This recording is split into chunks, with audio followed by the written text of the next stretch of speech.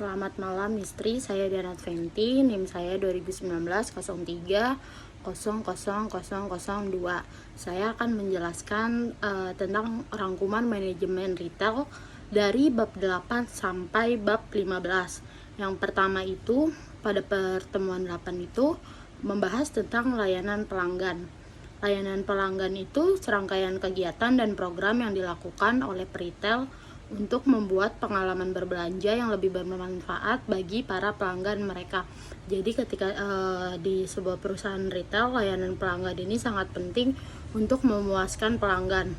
Lalu pada layanan pelanggan terdapat dua layanan. Yang pertama itu layanan personal. Layanan personal itu layanan secara pribadi antara pelaku usaha terhadap pelanggan. Lalu yang kedua itu layanan terstandarisasi. Layanan tersebut itu layanan yang sudah ada prosedurnya atau SOP-nya dan sudah diatur sesuai ketentuan yang sudah dilakukan oleh perusahaan. Lalu yang ada di pertemuan ini itu ada standar knowledge. Standar knowledge itu ada komitmen untuk kualitas layanan, mendefinisikan peran penyedia layanan, setting tujuan layanan, dan mengukur kinerja layanan. Lalu ada communication gap. Communication gap itu membuat komitmen atau janji yang realistis, lalu mengelola harapan pelanggan. Lalu ada cara untuk mengelola keluhan pelanggan, yaitu mendengarkan keluhan pelanggan, memberikan solusi yang adil, dan menyelesaikan masalah dengan cepat. Jadi ketika pelanggan melakukan keluhan, sebaiknya pelaku usaha langsung membereskan segala keluhan yang dikeluhkan oleh konsumen, karena kecepatan dalam penanganan masalah akan membuat nilai tambah bagi usaha itu sendiri. Lalu untuk pertemuan selanjutnya membahas tentang mengelola proses perencanaan merchandise, yaitu proses di mana peritel mencoba untuk menawarkan barang dagangan dengan jumlah yang tepat pada waktu dan tempat yang tepat pula. Lalu di dalam perencanaan merchandise ini ada untuk melakukan forecasting, yaitu memahami siklus hidup produk, mengumpulkan data penjualan produk, menggunakan teknik statistik, dan bekerja sama dengan vendor. Di dalamnya juga ada CPVR yang dimaksud itu ada collaborative planning, forecasting, dan replenishment. Lalu ada perencanaan assortment produk, yaitu di dalamnya ada variasi. Variasi itu jumlah kategori merchandise yang berbeda dalam sebuah toko atau departemen. Jadi saat melakukan usaha, variasi itu sangat penting, karena dengan adanya variasi, konsumen pun bisa memilih sesuai yang diinginkan. Variasi itu macam-macam barang yang ada di toko dan ada pilihannya masing-masing. Lalu ada assortment produk. Assortment produk itu jumlah SKU dalam kategori. Lalu ada ketersediaan produk atau product availability, yang beberapa banyak produk yang tersedia untuk pembelian pada waktu tertentu. Lalu di dalam retail itu ada manajemen inventory. Persediaan atau inventory adalah bahan atau barang yang disimpan yang akan digunakan untuk memenuhi tujuan tertentu. Ada 3 pembelian merchandise. Yang pertama itu berdasarkan merchandise barang pokok, merchandise barang fashion. Terus ada juga jenis brand yang dapat dijual, yaitu national brand atau private label brand. Lalu pada pertemuan selanjutnya ada tipe bisnis retail. Kalau berdasarkan tipenya itu memiliki karakteristik bisnis retail yang bisa dilihat dari jenis merchandise. Merchandise apakah yang diperjualbelikan oleh pelaku usaha tersebut. Lalu ada variasi dan assortment produk. Lalu ada tingkat layanan yang disediakan. Terus ada harga dan biaya penawaran produk, serta keluasan dan kedalaman merchandise dan layanan. Lalu variasi dan assortment produk. Jadi tuh variasi itu yang tadi seperti saya jelaskan, itu tuh kategori barang dagangan yang ditawarkan oleh peritel. Lalu assortment produk itu jumlah item berbeda yang ditawarkan dalam kategori barang dagangan. Retail juga dapat dibedakan karakteristiknya berdasarkan peritel foods, peritel merchandise umum, dan yang terakhir peritel jasa.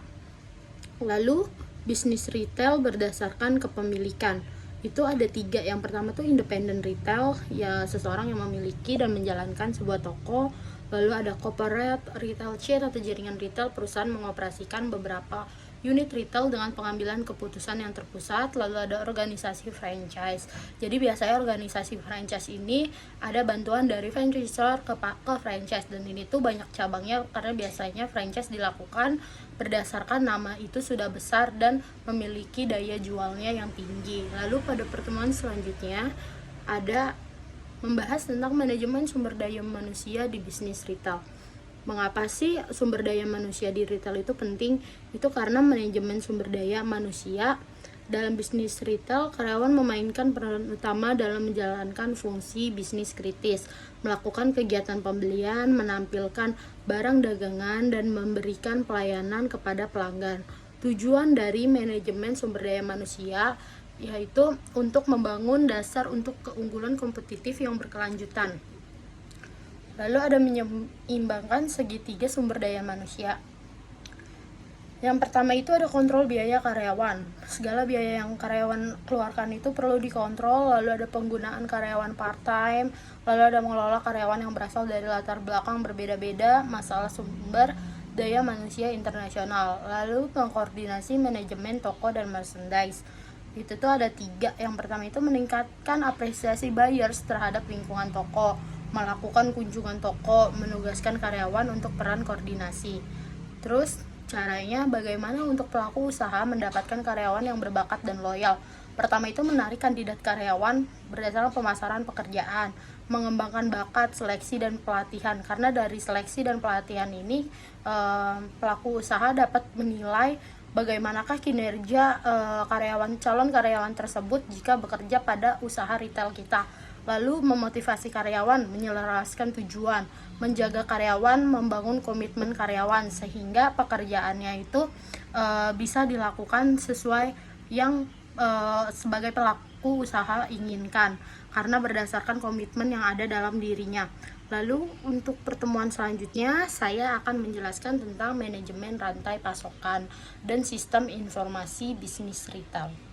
Jadi pertama-tama manajemen rantai pasokan itu seperangkat kegiatan dan teknik perusahaan untuk mengelola secara efektif dan efisien aliran barang dan informasi dari manufaktur ke pelanggan retail.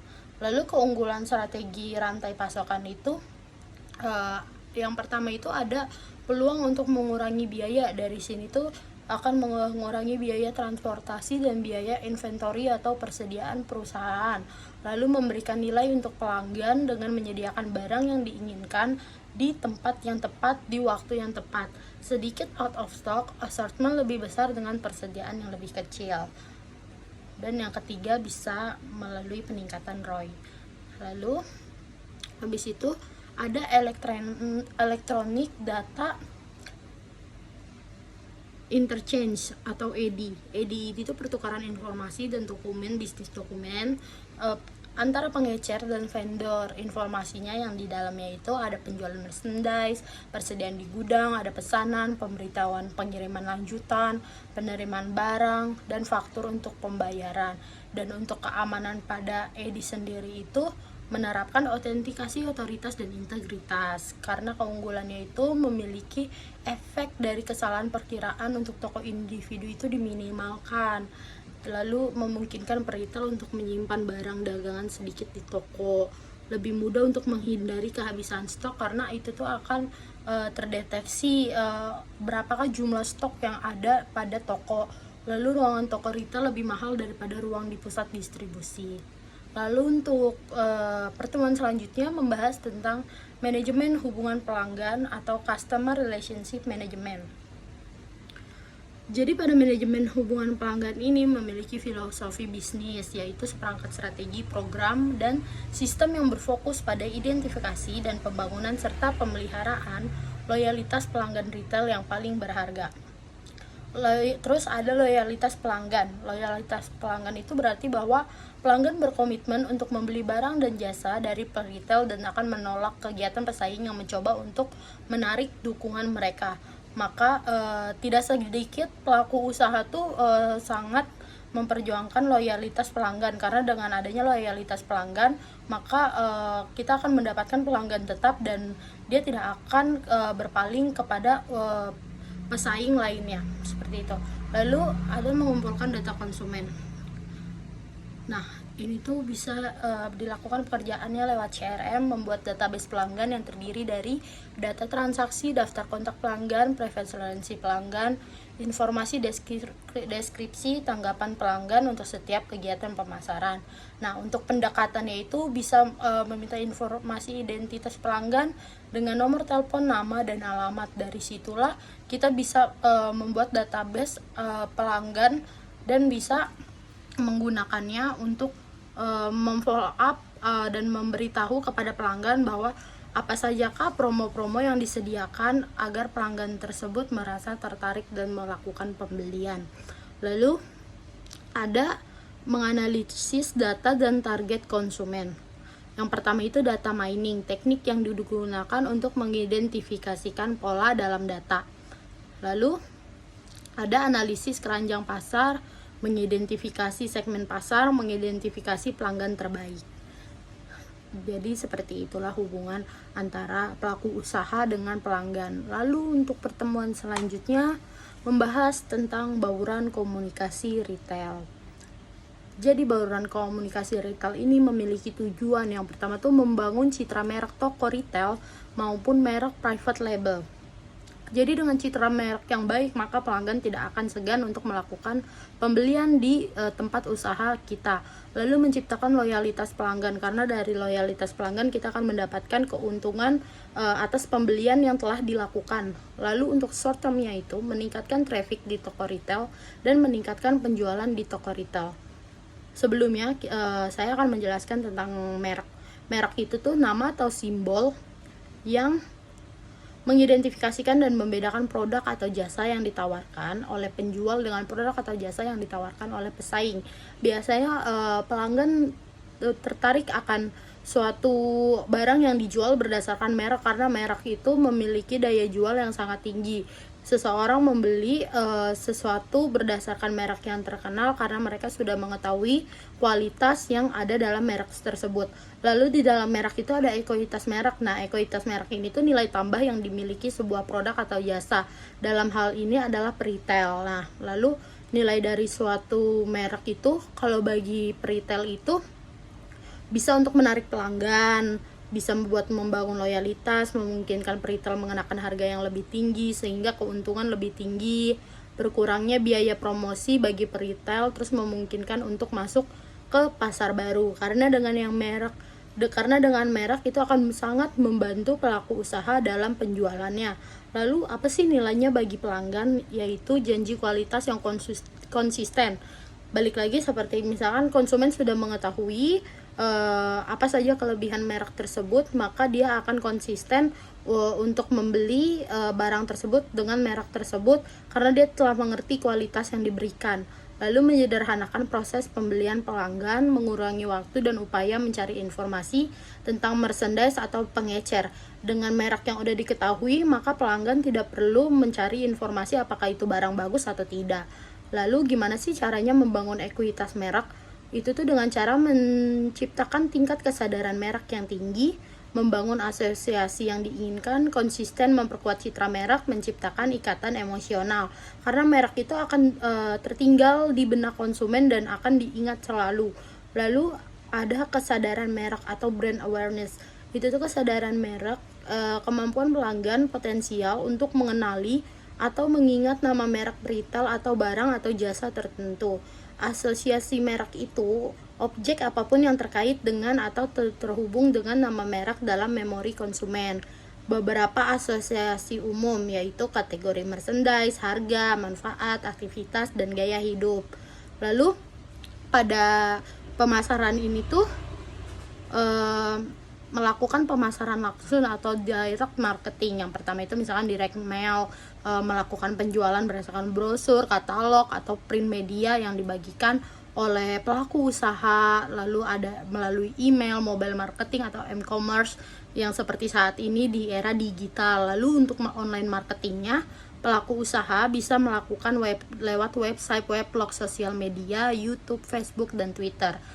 Terus untuk advertising atau perikanan bisa dilakukan dengan koran, majalah, iklan TV, radio, program komunikasi periklanan, kerjasama antara pemilik merek dan peritel. Lalu hubungan masyarakatnya itu adalah menggunakan spokesperson atau selebriti, sponsorship event, dan publisitas.